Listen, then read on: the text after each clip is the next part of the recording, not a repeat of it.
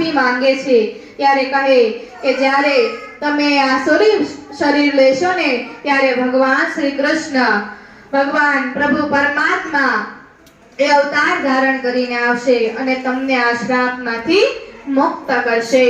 એ બંનેનો પ્રથમ જન્મ હિરણાક્ષ ને હિરણ્યકશિપુ હિરણાક્ષને પ્રભુ વરાહ સ્વરૂપે પ્રગટી સદગતિ આપી હિરણ્યકશિપુને ભગવાન નરસિંહ સ્વરૂપે પ્રગટી અને સદગતિ આપી। ત્યારબાદ બીજો જન્મ રાવણને કુંભકર્ણમાં થાય છે જેને ભગવાન શ્રી રામ સ્વરૂપે પ્રગટી અને સદગતિ આપે છે।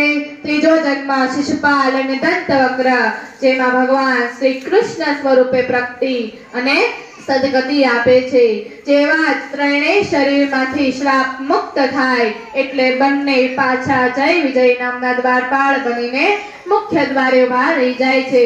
અહીં ભગવાન શ્રી કૃષ્ણ પોતાના પરિવાર સહિત દ્વારિકા નગરીમાં નિવાસ કરે।